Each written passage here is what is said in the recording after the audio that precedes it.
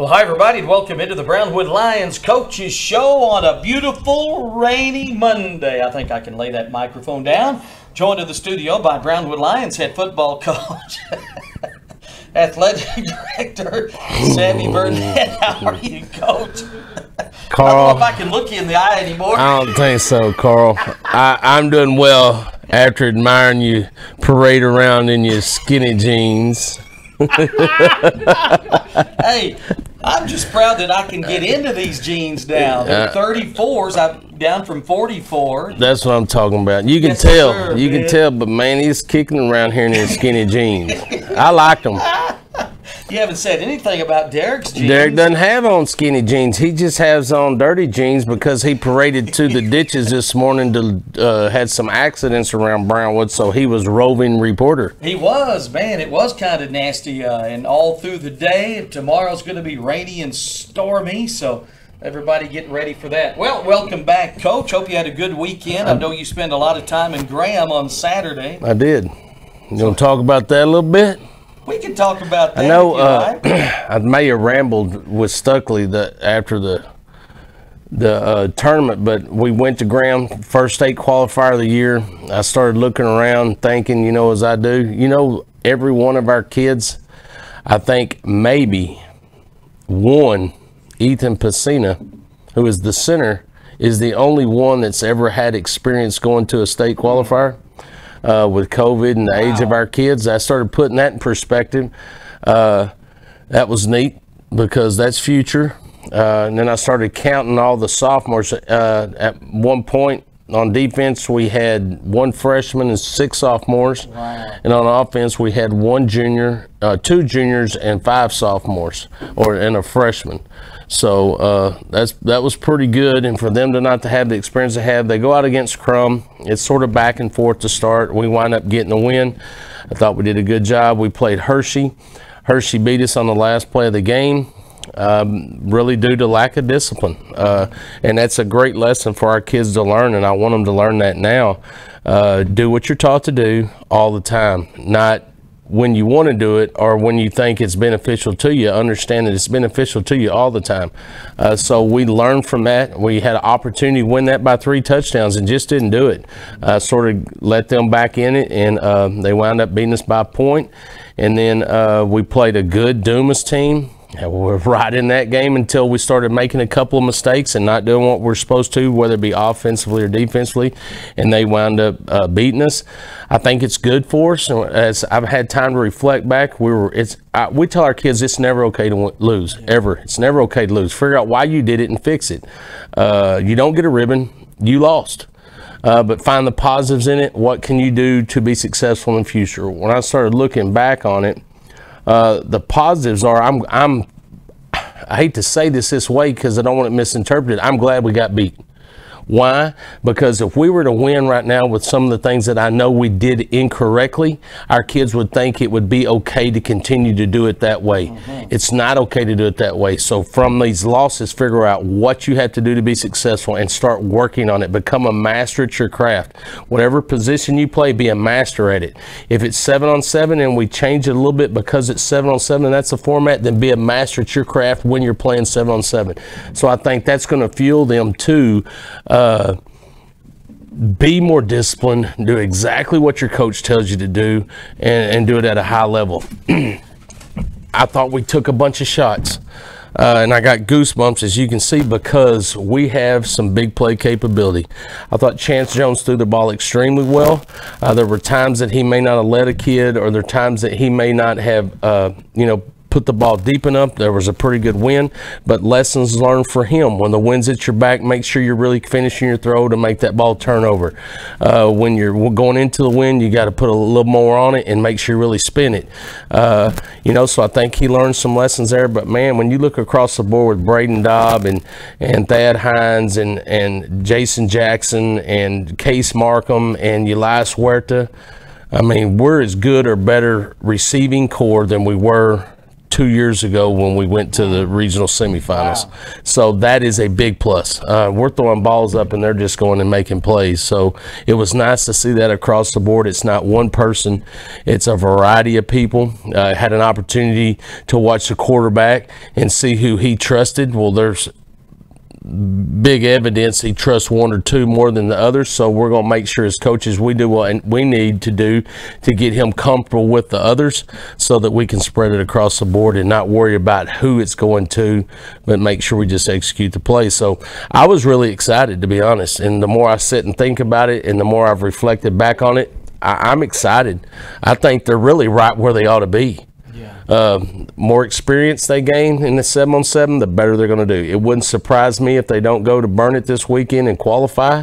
If not, we'll be at home. I think we got great, Midlothian, I think we got great opportunities to qualify. I don't care if we qualify, to be honest. I know that'll make some people mad, but I really don't care. I care about the growth of our program. I care about what we do come August. So all in all, like I did with Stuckley, I'm rambling, but I am excited about where we are and what we have. And then all of a sudden you start throwing into the mix all the other kids that aren't able to play 7-on-7, and I start thinking about the chemistry of the team and the potential the team has. I'm excited. You know, some of your defensive guys came up with some big plays. We had a goal line stand and some other stuff. So can you name 2 or 3 that, I hate to single anybody out, but maybe some of the stars that you saw defensively, some good things? Yeah, I can name every one of them if you want me to. I thought at some point they all played extremely well. You know, our corners were, we sort of did that by committee with Noah Barron and Thad Hines and Case Markham and Jason Jackson. I thought they all did well at times, and at times they weren't disciplined and maybe weren't as successful. Our middle linebacker was Jalen Brown, who's a freshman right now. I thought he did well. He did great if we're playing 11-man football, but what he's got to learn now is when you're playing 7-on-7, you got to find work and get under some coverages and help out a little bit more. I thought our outside linebackers played well. That was Dryden Anderson and let's see who else was out there. Conlon probably played a little bit. Conlon was a running back, and I thought he did really well, showed great hands coming out of the backfield. I'm drawing blank. Quentin Thompson played a little outside linebacker for us. We had, I'm sitting there drawing blanks. Safeties were Taylor Besant and Jordan Leach. Yeah. Jordan Leach made a couple of big plays. Had an interception in the end zone. The thing about it is, he turned a bad into a good. I don't think he was doing exactly what he was supposed to do, and he wound up getting a pick. But I thought he played well. I don't want to let too many cats out of the bag, but I don't know that we're not getting to a point where we can 2 platoon with some of those guys, and we don't have to worry about having one on offense and defense constantly all the time, but just you sort of mix them in when we need to, and that's a blessing. That's depth to be able to have 11 starters on offense, 11 starters on defense, and not have to cross the ball unless we choose to do that. We're always going to put our best athletes on the field, but we have a pretty good opportunity to have a whole bunch of athletes on the field and not have spots we have to fill. So all in all, I'm extremely excited. We got one more week this week to work. So we have 7-on-7 tomorrow, our league, if it doesn't get rained out. We got the rest this week to work and grind in the weight room and on the field. We'll come back on our day and the next week before they get let out for summer, and we don't take a day off. If it's a test day, it just gives us more time to work. So we're going to work on our day that we have to work on during the exams, and then the kids will get let out for the summer. We're going to give them a week off and let them just be kids for a little bit and rejuvenate their batteries, and then we're going to be back to the grind. But we feel like we have great potential this year, and we're going to work until that time comes and see if we can't get in a position to play like the Brownwood Lions of old. All right, we'll talk more about the Burnett tournament coming up on Wednesday. Oh, yes, sir. The pools and who we're playing. I hope we get the pools. I'm about to knock some heads. They won't send them to us. I'd like to know who we're playing and when. All right, y'all hear that? Get the information to Coach Sammy right here.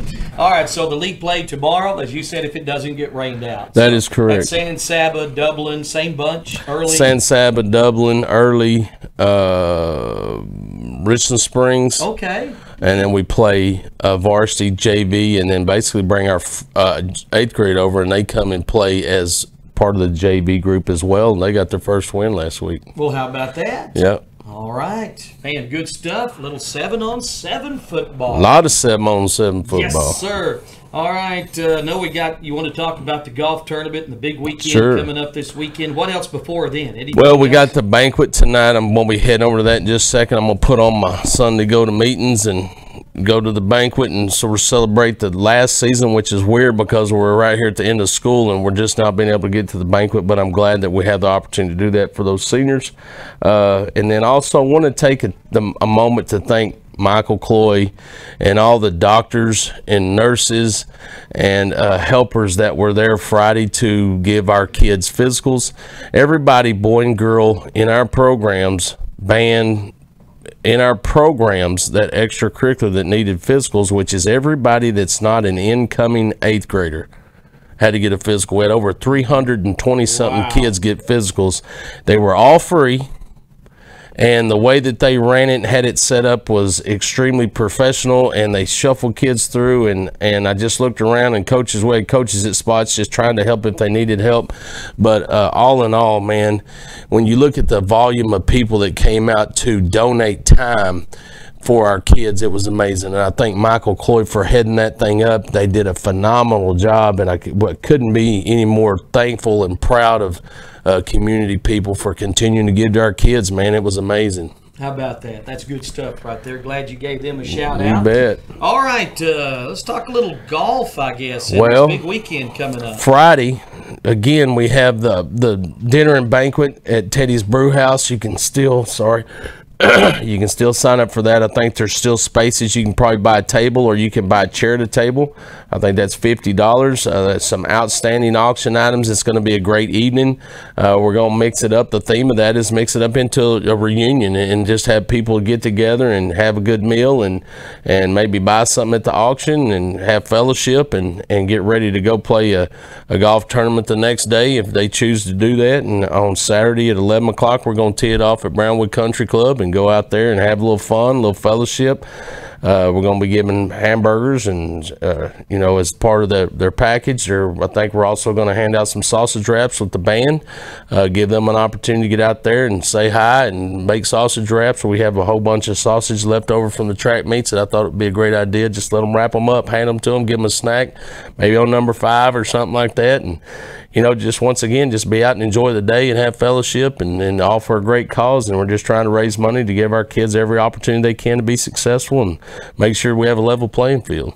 All right. I think there's still room for golfers if anybody wants to play. Yep. You can go to wearebrownwood.com and register online. You can call Jay Clark, or you can call Mark Besson, or you can call Brad Jaton, or you can call Roland Soto. Don't call me. I'll forget because I don't know how to get you in, but they sure will get you in. And try to get that done before day of because I don't think there's going to be any spots available day of. All right. wearebrownwood.com is also the website. That is correct. All right. Looking forward to that. So who's on your team? Oh. Your brother. Oh, James Hardy. Okay. Me. Still, that's 2 D players. Johnny Escobar and Bon Young. Right. Dr. Bon Young, that is, who's actually our 8th player. He's a good golfer. He hits the ball a long ways. Great fun to be around. The sad thing is he's going to have to leave because he has a wedding to go to. No, it's not a sad thing. Weddings are good. But he has to leave our party to go to that. And I think we're going to get Evan, which is Johnny's son, who played a little bit of golf at Brownwood High School. Mm-hmm. And maybe we can all mix together and have a C player. But we ain't going to win, but we're going to have fun. But it doesn't mean we're not going to try. All right, watch out for that Bart Johnson team right I may fire golf balls into their group. Martin Blake and Kenny Vaccaro and Jared Lee. Yeah, that's going to be a mangy group. Man, I'm telling you, it should be fun. Yeah, it's going to be a good time. All right. What else, Lady Lions or Lions athletic-wise, coming up? I don't know. Let's see. Make sure I'm going through it. I don't have anything. Graduation and summer strength conditions about to kick off. We got 2 weeks left. All right. It's hard to believe. I am excited. I'll say this. Coach Parker, they did graduation, all that on the 14th, so he's going to be over and his face is going to be around and he's going to start acclimating to the kids and our facilities and program last couple of weeks of the year for us. Man, there we go. Yeah. Going into the old home stretch. Then we got camps coming up. We'll Yep. talk more about those on Wednesday. Okay. Football camp kicking things off. Yeah, it's going to be exciting to do that again. It will be. Then we're going. I'll be spending a week at FCA. We'll have we'll host our state qualifier on the 5th of June, and then I will head on to Abilene for several days and start practicing the All-Star team and see if we can't get a dub over there. There you go. That'll be June 12th at Shotwell Stadium. The FCA football game. Had some of our FCA folks in the studio last week. Brad Robinson was here, Zach Porter and Ashland Storm and Becca Church. It was all good to see them. That's right. That's exciting stuff. That's a good group of kids. It is. And they had some really good things to say about FCA. Yeah, it's a good thing. They do a great job of leading our huddle. Boy, they really do. Of course, Dallas Houston back home. Yes, I saw that. I sure did. Sent him a text. Congratulations. Still not taking visitors, but man, he's home. It's got to feel great to be in your surroundings that you're so used to. So I expect for good things to continue to happen with him and him to get back on the track of where he wants to be and getting to his Monday night Bible study and getting in the stands. I was talking to some friends maybe yesterday, and I just I said how it sort of really hit me that he wasn't going to be up there for the games and after the games and that kind of stuff, but just the excitement that I bet he's fired up, and I really think that he is fired up about having the opportunity to just go to a football game and enjoy it and not have to worry about working and calling the game, because there's a lot that goes into that, as you well know. But it's going to be neat for him just to go watch a Brownwood Lions game and not have to worry about it. First time in about 60 years. Now, he may stand up and start going, Brownwood goes right to left on your radio. What if he did that? What if he did that right in the middle of the stands? Everybody in the stands would just go whoop and just flock right to him. They would love it. That would be great. I love that. Did you hear that, Dallas? There you go. And, of course, Matt McCrane, who was cut by the Browns last week, is heading to Baltimore this week for a tryout. Good luck, Matt. Yes, good luck, Matt. He's got his hands full. Justin Tucker's not a bad kicker up there, but as he said, a chance to get some reps in and maybe hang out preseason anyway. So, right. And maybe another chance with somebody else. But who knows? Who knows? Football, NFL is a crazy business. You know what? He's helped us realize how crazy that business is. I mean, you get a contract by organization, and several months later they cut you. That doesn't make sense. This is his fifth team organization that he'll be with. He came and spoke at our FCA huddle one night and did an outstanding job, and I had an opportunity to talk to him afterwards. And I'm an old dude and have experienced a lot of life, and just sort of shared with him, man, you're not in control. God's in control. He has a plan. You're right where you're supposed to be right now. That's where he wants you. Remember that. Continue to work and grow in what you do, and let the Lord take care of the rest. He is going to put him right where he wants him. And we had a great opportunity to talk about that and just, his faith and all that kind of stuff. He's an outstanding person, got an outstanding character, especially for someone his age. And I just think there's great things in store for him. God has a plan. All right. So good luck, Matt. Absolutely. Well, he was a great young man, and we wish him well. Yeah. All right. Star told me not really to bring up the NASCAR stuff because... Why? I did not. She did not. We're not going to do our Monday evening NASCAR report? Well, I noticed you've got it written I got it written down. We're getting organized. Had some issues. My man was only 7 laps back. I tell you, that's not bad with a bad motor. Yeah, he didn't even have a bad motor. It took him an hour to figure out that his spark plug wire, I like that his spark plug wire was unplugged. Oh, okay. But how about Hendricks Motorsports? Great man, great organization. Go 1, 2, 3, and 4. They only had 4 cars in it. They finished in the top 4. Alex Bowman was the winner. Stars guy, Kyle Larson, I think he's led like 472,000 laps this year. He's won every stage, but he always passes it off to someone else, towards the end of the race and lets someone else win because he leads so much the others. But, man, bless his heart. He's led so many laps, it's pitiful. And then Chase Elliott came all the way from the back. I mean, all the way from the back, Carl. That's not an exaggeration. Wow. He was the last got all the way up to second, finished third, and then William Byron. They're all, I think the average age is 26 years old in Hendrick Motorsports. So they're a bunch of youngins, and they're just sticking that chest out and bowing their neck up. They're really good. And then our group from last year, you know, that's what I like about NASCAR. Kevin Harvick, Denny Hamlin, and Chase Elliott had like 29 combined wins at this point last year. This year they got 0. That means 0. Really? None. Yeah. Denny Hamlin does not have a win this year. Not a win, but you know what? God. He's had so many top fives. He's sitting in first place in the playoffs. But you know, my boy Kyle Busch was only 7 laps back.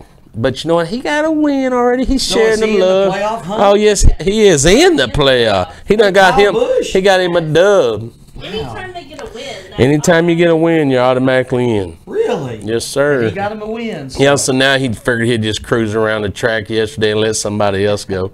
He was so slow at one point. He was just playing dodge. They were coming. He was just trying to get out of their way. Oh wow. Yeah, All right. I wish he'd have wrecked Logano, but he didn't. See, I did not know if you win, you're in. Yes, So I did not realize that is That's correct. the All-Star race. That one. All-Star race doesn't count for anything. No, It's just for the fun. That's the one coming to Texas. June the 13th, Texas Motor Speedway. Those tires look a little bald to me. That's how they run them. That's how. Is it really? Those are sticker tires right there. This coming Sunday, they'll be in Austin. Yep. And what's that thing called? Circuit of America. Circuit of America. Yeah. So that has been your Monday evening NASCAR report. Thank you so much. No need to tune in to the ABBA report coming up in about an hour from now. No, I'm just kidding. That's All funny. right. Man, Coach, good stuff today. Yes, that's a good time. Yes, sir. Anything else? Let's thank those that make this show possible. Auto Glass Magic, Avalon Custom Homes, Burner Auto Group, Centex Body and Paint, Centex Equipment Sales, Citizens National Bank, Dan Hill Container, Dr. Bon Young, Dr. Pepper Bottling Company, Edward Jones Investments, Hendrick Medical, Howie Enterprises, Humphrey Peets, Landmark Life, MC Bank, Painter & Johnson Associates, Smith & Sharp Agencies, Sonic Drive-In, Stanley Chrysler, Texas Bank, Weldon Wilson Electric, Western Bank, and Willie's Tees. All right, Coach, we'll talk more about Burn It 7-on-7 this Wednesday. Hope you have a good couple of days. We will. Have a great day, Brownwood. Brownwood Lions head football coach, athletic director Sammy Burnett on the Coaches Show every Monday and Wednesday here on KOXE at 5:30. And, of course, video streamed at KOXE.com and on the KOXE KBWD Facebook page.